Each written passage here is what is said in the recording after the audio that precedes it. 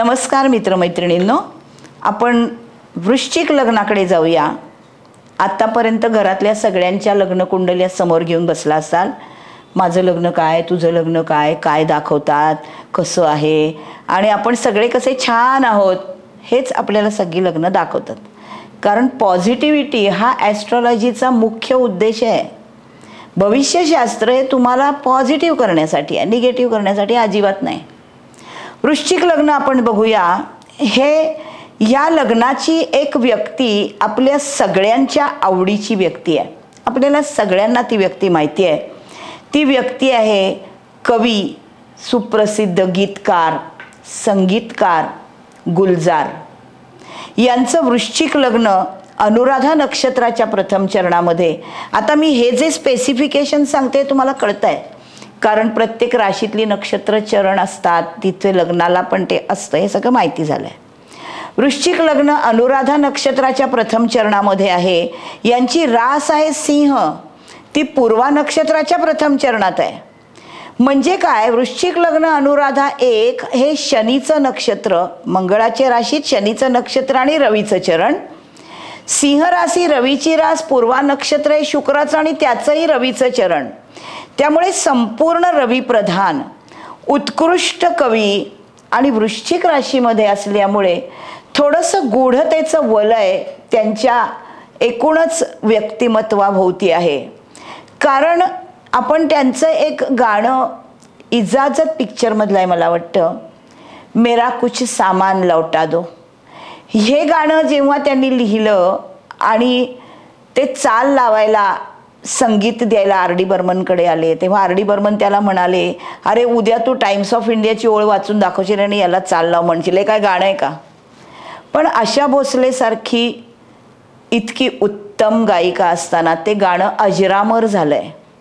प्रत्येक संगीत स्पर्धेमध्ये लहानांपासनं मोठे, इंडियन आयडॉल काय म्हणाल ती, तिथे सगळीकडे हे गाणं म्हणणं हे खूप चॅलेंजिंग गोष्ट आहे। सर्व गायकांना ते गाणं आजमावंसं वाटतं, कारण त्याच्यामध्ये यांच्या कवित्वाचा आणि आर डीच्या संगीताचा दोघांचा सेम वाटा आहे। कवीचे शब्द असतात, शब्द दुसऱ्यांपर्यंत पोचतात, लिखित असोत, वाचिक असोत, कसेही असोत, त्याला कुठल्याही माध्यमाचं बंधन नाही आहे, म्हणून हे शब्दांचे कवी असतात। अशा वृश्चिक लग्नाचा हा कवी आहे। मग वृश्चिक लग्न हे कसं असतं? The worse the situation the man quickly work at the task to the end, हे मंगळाच्या राशीचं लग्न आहे। याचं बेसिक कॅरेक्टरिस्टिक्स काय आहेत तर वृश्चिक रास ही जलतत्वाची रास आहे, मोक्ष त्रिकोणातली रास आहे, मंगळाची रास आहे, आणि निसर्ग कुंडलीमध्ये मेष लग्न म्हणजे पृथ्वीचं स्थान, जिथे जन्म झाला ते पण मंगळाचं, आणि मृत्यू आणि रिबर्थ दाखवणारं जे अष्टम स्थान ते पण वृश्चिक राशीच्या मंगळाचंच आहे। मंगळाचा एक उत्तम गुणधर्म असा आहे की तो अतिशय फोकस्ड असतो। वृश्चिक रास, वृश्चिक लग्न हे लोक अतिशय फोकस्ड असतात आणि लीडरशिप क्वालिटी असते, म्हणजे लोकांवरती प्रभाव टाकणारे असतात। ही लोक, वृश्चिक लग्नाची लोक वातावरणामध्ये ते असल्याचं फीलिंग इतरांना देतात, कारण यांच्याबद्दल मंगळाची ही रास असल्यामुळे आणि गूढतेमध्ये, वृश्चिक रास ही गूढ ज्ञानाची रास आहे, त्यामुळे यांच्या बोलण्याच्या, लिहिण्याच्या कल्पना पण गूढ असतात। म्हणजे तुम्ही त्यांचे शब्द ऐकले की तुम्हाला त्या विचार करायला प्रवृत्त करतात। या वृश्चिक राशीमध्ये ज्येष्ठा हे बुधाचं नक्षत्र आहे, आणि ज्येष्ठा नक्षत्राचा अवयव आहे जिव्हा म्हणजे जीभ, आणि ज्येष्ठा नक्षत्राचं चिन्ह आहे विंचू। विंचू म्हणजे काय? विंचू हा एकमेव प्राणी असा आहे जो उभयचर आहे। तो ओलसर ठिकाणी राहतो आणि तो प्रकाशात राहत नाही, तो अंधारात राहतो। वृश्चिक रास ही अष्टमातली म्हणजे खोल अंधारातलीच रास आहे, जिथे मृत्यूचं भय माणसाला वाटू शकतं. ही फोबियाची रास आहे. आणि अशा राशीचा, वृश्चिक राशीचा म्हणजे वृश्चिक लग्नाचा पण हा विंचू हा द्योतक आहे आणि ज्येष्ठा नक्षत्र हे चतुष्पाद आहे. त्यामुळे वृश्चिक लग्न मंगळाचं, खोल जाणारं, फोकस्ड असणारं आणि बोलण्यामध्ये बुध, जिभेवर विंचू असतो. त्यामुळे वृश्चिक लग्नाला लोक घाबरून असतात. सगळे वृश्चिक लग्नाची माणसं अशी नसतात, अर्थातच नसतात, कारण कुठलंही रास, कुठलंही लग्न एकच एक दाखवतं का? नाही, सगळं बॅलन्सिंग आहे ॲस्ट्रॉलॉजीमध्ये. ही स्थिर तत्वाची रास असल्यामुळे आचार विचार अतिशय पक्के असतात. अजून 2 ॲक्ट्रेसेस अशा आहेत ज्या वृश्चिक लग्नाच्या आहेत. एक सुष्मिता सेन आणि दुसरी आशा पारेख. त्यांच्यामध्ये मऊपणा किंवा भावनेचा ओलावा नक्की आहे, पण तो कुठे आहे? असा तो कर्क राशीसारखा कायम सगळ्यांना दिसणारा नाही, तो गूढ आहे. हे लोक प्रेमाने काही जणांना नात्यात हवे असतात, तर काहींना नको असतात, कारण हा मंगळ आहे. मंगळ हा सौम्य ग्रह नाही, मंगळ हा हत्यार आहे, मंगळ हा मशीन आहे, मंगळ हा मस्क्युलिन शक्ती आहे, मंगळ हा ॲग्रेसिव्ह ग्रह आहे, मंगळ हा अग्नितत्वाचा ग्रह आहे, मंगळ हा स्पर्धात्मक ग्रह आहे. पण हा मेषेमध्ये हे सगळं दाखवतो. वृश्चिकेमध्ये हा मंगळ फोकस्ड आहे, पण जमिनीखालच्या गोष्टींमध्ये ज्ञानासाठी अतिशय ज्ञानी आहेत ही माणसं. आणि यांच्या ज्ञानाचं प्रदर्शन करायचं नाही. हा रवी नाही आहे, शुक्र पण नाही आहे लोकांसमोर जाऊन प्रदर्शन करणारा, बरोबर उलट आहे. वृश्चिक लग्नाच्या लोकांना आपण काय करतो हे करणा घेऊन लोकांना ओरडून सांगायला अजिबात आवडत नाही, त्यांना ते जमतच नाही. मंगळ हा कृतीचा कारक आहे, कम्युनिकेशनचा आहे का? नाही, कम्युनिकेशनचा कारक बुध, तो मंगळाचा शत्रू आहे. त्याच्यामुळे वृश्चिक लग्नाची माणसं कम्युनिकेटिव्ह नसतात इन द सेन्स वाटेल त्याच्याशी वाटेल ती गोष्ट शेअर करणं त्यांना जमत नाही, त्यांना ते आवडत नाही आणि त्यांचा तो स्वभाव नाही. स्पर्धेला ते तोंड देतात आणि जिंकायचं आहे हे ब्रीद शेवटपर्यंत असतं. गिवअप लावणं हे वृश्चिक राशीच्या स्वभावात नाही, कारण ती फोकस्ड खोल जाणारी रास आहे आणि ज्ञानाने परिपूर्ण होणारी आहे, कारण अष्टम स्थान हे गूढ ज्ञानाचं स्थान आहे. आसपासच्या परिस्थितीला हे बदलत नाहीत, त्याच्यामध्ये परिस्थिती बदलतात. परिस्थितीला बदलवून टाकण्याचं सामर्थ्य यांच्यामध्ये आहे. परिस्थिती बदलण्यासाठी ज्या माणसांवरती यांचा प्रभाव आहे त्यांना ते असं काम करायला लावतात की परिस्थितीच बदलते आणि ती यांच्या अनुकूल होते. एखादा माणूस यांना कुठल्याही प्रकारे बदलवू शकत नाही, कारण ही स्थिर रास आहे. ही मंगळाची असल्यामुळे फोकस्ड आहे, स्थिर आहे, जलतत्वाची आहे, त्याच्यामुळे भावनात्मक आहे. पण मंगळाची भावना ही चंद्रासारखी कोमल नाही. तू ही मेरी किरण अशी भावना आहे. म्हणजे एखाद्या व्यक्तीवर प्रेम करतील तर झोकून देऊन करतील, कुठलंही काम ते झोकून देऊन करतात, कारण मंगळ हा फोकस्ड आहे आणि तो गतीचा आणि शक्तीचा कारक आहे.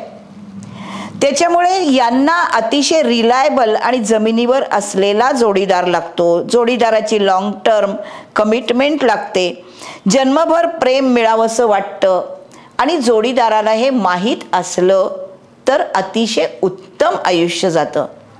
जोडीदाराला हे माहीत नसेल तर ते त्याला भोगावं लागतं, यांना नाही. इतरांसमोर हे नेहमीच असे नसतात की हे खूप गूढ आहेत, हे काही बोलत नाहीत, काय यांच्या मनात चाललंय माहीत नाही, असे नसतात. ही स्थिर रास असली तरी ही जलतत्वाची रास आहे.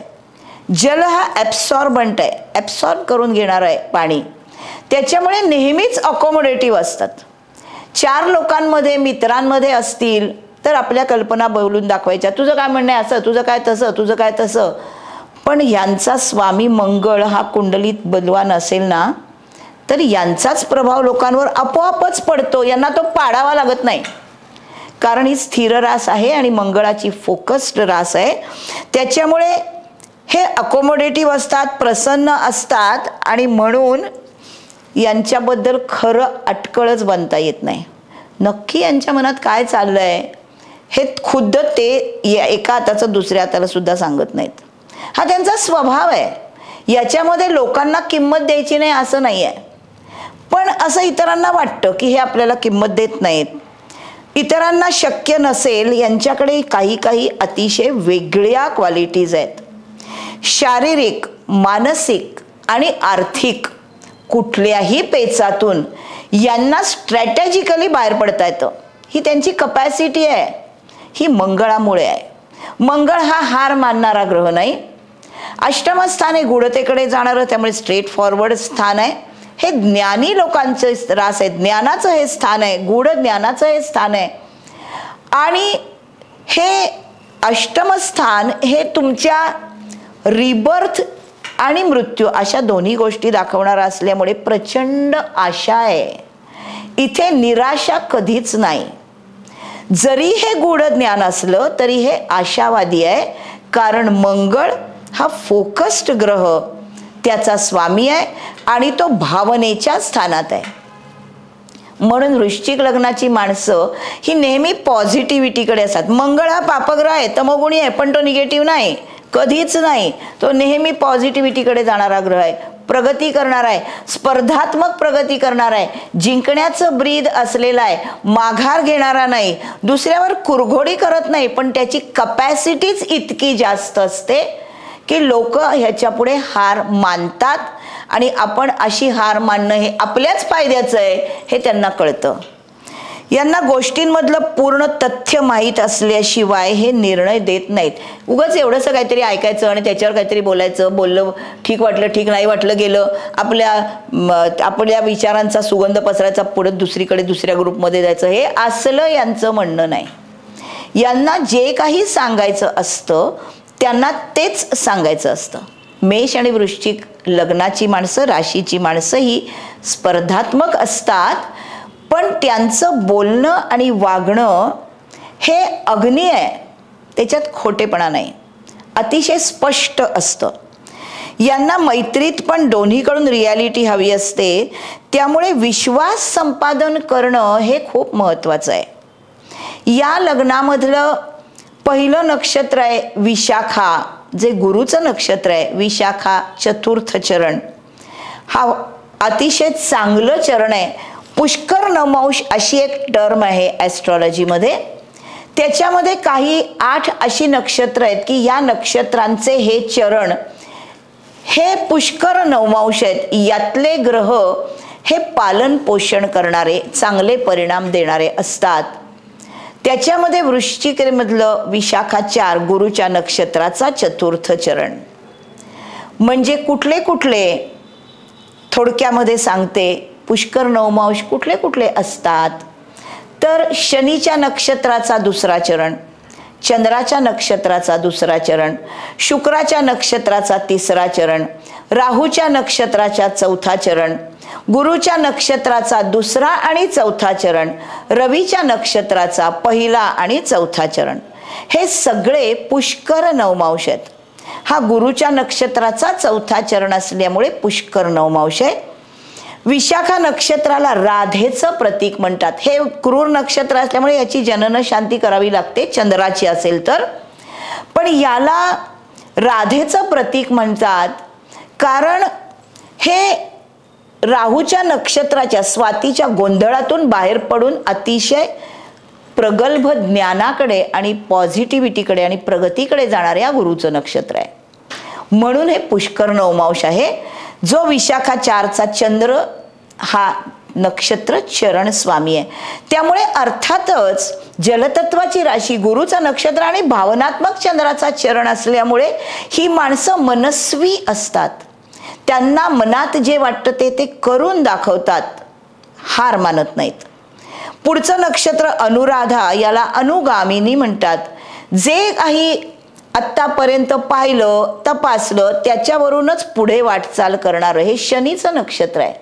हा शनी अतिशय तपासून घेणारा ग्रह आहे. लग्नाचं नक्षत्र अनुराधा असेल तर आपल्या हाताखालच्या किंवा बरोबरच्या लोकांना तपासल्याशिवाय जवळचं स्थान मिळत नाही. आणि पुढचं नक्षत्र जे आहे ते ज्येष्ठा, जे आपण मगाशी पाहिलं, बुधाचं नक्षत्र जे जिभेवर पडणार आहे. यांना जुन्या मित्रांच्या बरोबर खूप मैत्रीमध्ये छान भावना असते, कारण त्यांना त्यांच्याबद्दल खात्री असते.